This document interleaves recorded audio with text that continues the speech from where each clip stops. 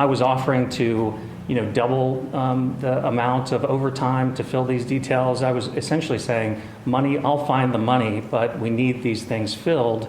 And, I think, in my opinion, the chief just disagreed that perception should be a priority and never really fully staffed those kinds of details and those kinds of patrols. And now, with our new leadership, it hasn't been a challenge. They have been fulfilled. Our new CPD leadership understands that perception is a really important priority for us. And so really those frustrations were happening throughout the summer. Mayor, did the chief make any demands, like for a settlement or anything that she would accept in exchange for stepping down? And you can address the cameras with the answer. Thanks, Becca. Yeah, this is not something that I have personal knowledge of, but my understanding is that the chief on several occasions communicated to the administration that she was willing to step down through a process where she resigned. My understanding is the city manager took her at her word, initiated that process, and then the former chief changed her mind and demanded $7.5 million, which from the administration's perspective was a non-starter. Did you just say $7.5 million? $7.5 million. Was that her demand, or was that something that the city offered her? That was her demand, and the answer was no. In the termination letters, she was criticized for how she went to the school board meeting, a surprise visit, criticized for asking you to go to the judges and discuss repeat offenders. People call that criticism. Some people in the public eye would say, hey, this is, she's trying to make it safer. What do you say to those people that are saying maybe this is just, difference of political opinions in the way they handle situations? Safety and collaboration is not political or partisan. I did not know that she intended to go to the school board and make the statements that she did. But what I do know is afterwards it was really, really difficult to collaborate and partner with CPS on the significant challenges that we face in general. It's also just not true that I haven't spoken to the judges. You all know that I speak out when I disagree with judges' decisions, and I speak out forcefully. And, last year and into this year, I have been working with the judges to make changes to the 527 form in order to make sure that the judges have all of the information necessary in order to make important decisions like bond and bail. And now with CPD new leadership, we have completely reformed the 527 form, and now we have officers in room A for high-profile criminals who we believe should be held in jail. What have you told City Council about the prospects of a lawsuit and having to maybe pay out at that point? Will you urge the city to fight any lawsuit into trial, or are you open to a financial settlement with her at some point? Look, throughout this process, the administration has been open to settling this short of termination. I'm disappointed that we're here today, but with an initial demand of $7.5 million, that's a non-starter. Part of the reason this due process portion took so long was because we wanted to make sure that it was intentional, that it was fair, and that we had time to try to negotiate some kind of a settlement. But unfortunately, that didn't come to pass, and the city manager was forced to make the termination decision. Look, part of the reason we hired a separate law firm was because right from the jump, former Chief Theetge and her attorney have been threatening litigation. And so it's incumbent upon us to fight that, to protect the city and protect our budget. We're talking a lot about perception, but what is the perception of the city to now likely having two former city safety leaders suing the city? Yeah, the perception should be that we are very, very serious about these positions, that they are high profile, they're incredibly important, and we expect results, and we expect collaboration, we expect clear communication, and we need the right people in those roles. What's your message to the taxpayers who aren't happy to hear this? My message to the taxpayers is we need the right people in the job, and $7.5 million is a non-starter. Speaking of the Frost Brown Todd report, how come there hasn't been transparency in who the people are who were interviewed? I mean, public records requests are in, nothing is being released. It was very generic what was released to the public, like many people say this, most people say this. People want hard numbers. They want to know who the faces are that were talked to. Will that information be released? That's an answer for the administration, but I'm putting a face to my name about my opinions, about what the real challenges were last summer, about the ridiculous $7.5 million demand, and the need for the right people in the right positions in order to lead the city. If $7.5 million is too much, what isn't too much? Look, that is something that the city solicitor and the administration have to determine. But, of course, we are open to some kind of resolution. Our preference would be to have it been done before termination. And remember, former Chief Theetge told the administration several times that she was open to resigning. And my understanding is once the administration started that process, she changed her mind and demanded $7.5 million. What process do you want to see about deciding who the permanent leader of CPD should be? Yeah, the administration, rightfully so, has been focused on the current CPD leadership and making sure that we're well placed to deal with the crimes and public safety as a priority. But the administration will be putting forth what that process looks like in collaboration with me, but we haven't spoken about that yet. What qualities would you like to see in the next police chief? Collaboration, effective communication, being proactive and innovative about the challenges that we're facing. Crime is changing. It's different than it was, 5-10 years ago, and we need to stay vigilant and we need to stay proactive. Look, and we're seeing that in our CPD leadership now. Our crime data center is now 24/7. We have improved our response times. I mentioned the stronger relationships with all of our regional partners and the changes to the 527 form. I want a leader who is not interested in making excuses or blaming other people, but problem solving and being proactive and strengthening the relationships that we have. This is the second search. Go ahead. That's a question for the administration. This is the second police chief that's been fired in the last few police chiefs.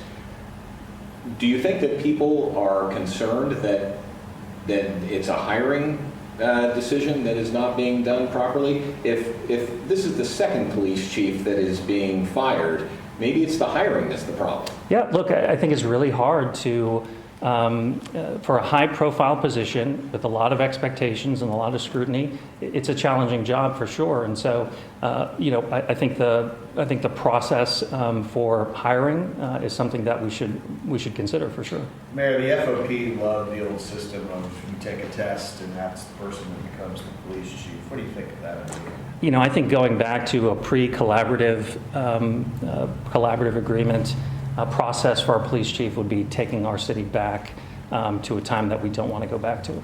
Would you support Chief Penny becoming the permanent chief?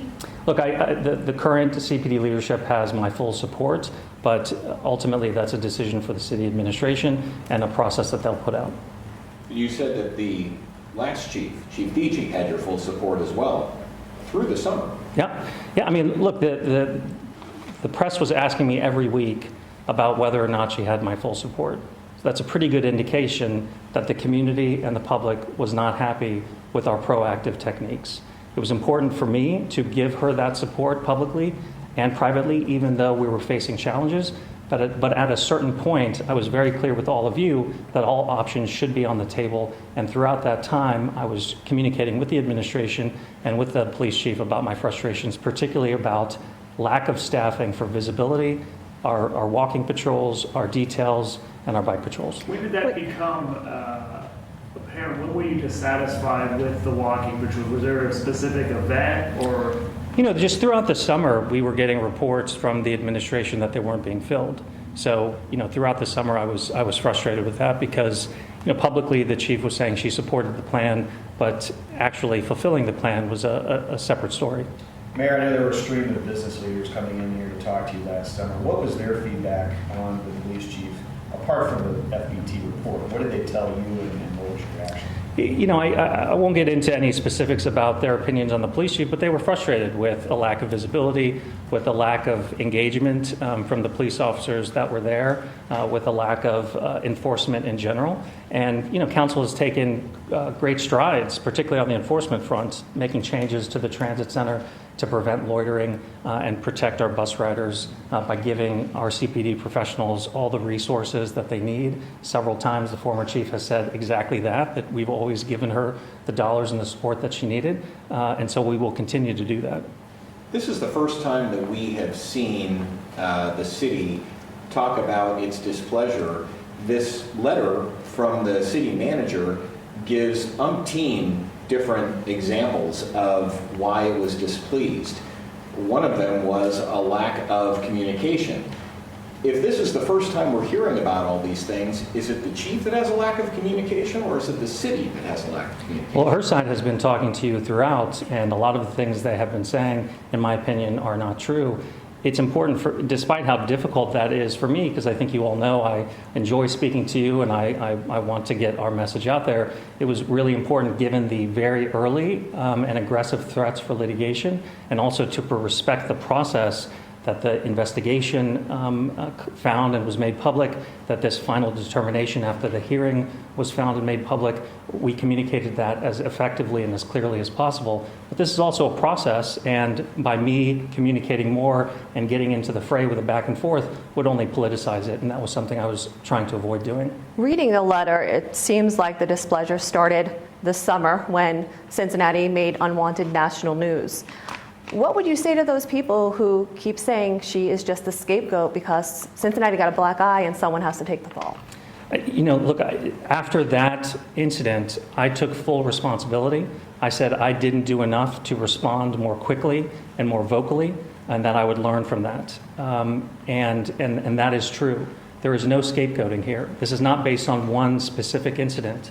I do not blame former Chief Theetge for crime. What I hold her responsible for, though, is the response to that crime, the proactive and innovative solutions, communication, partnership, and collaboration, and there just wasn't enough of that.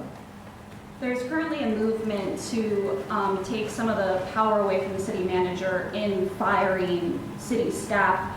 Do you still support the city manager despite all of this and everything? I support her because of all of this. This is due process. Process takes time, it takes resources.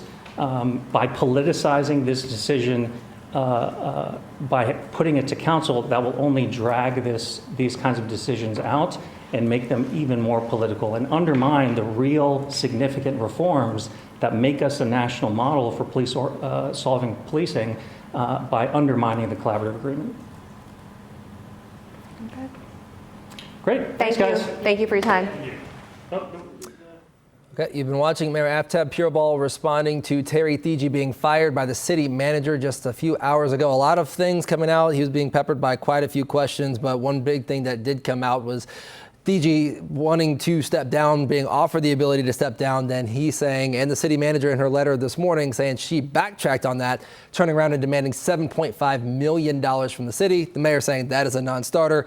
Part of the reason they brought on that second law firm just in the past few weeks to protect the city and their budget. Yeah, you heard Karen Johnson, our reporter, pushing back on some of what Mayor Pureval said there. One of the points that he was saying was that there was a lack of communication from the former chief, that there was not enough visible patrols out there, and that presence that he was looking for in the leader of the city's safety department to make sure that the perception of crime was that people were out there and they were on those bike patrols and walking patrols. He mentioned he'd offered the police department double overtime to get officers to fill those overtime roles and be out on the streets, and that Theetge did not think those were warranted, according to him and according to the city manager. But of course, we had people down there asking questions. The attorney for Chief Theetge put out a statement earlier. We're not going to hear from them today directly. They have a press conference scheduled for tomorrow at 2 o'clock at this time. We'll see if that gets moved up. But Stephen M. saying this was disgraceful, this was phony, it's a disgusting act, and that the city will be held accountable for their actions in letting Theetge go. So we're going to jump off the air here. We have a lot of things happening. Karen Johnson on top of it, Danielle Dindak, Rachel Wayland, all on top of this story. We'll be back here at 4 o'clock with more on the firing of Police Chief Terry Theetge. Adam Henney will be in charge for now before a formal process will get going.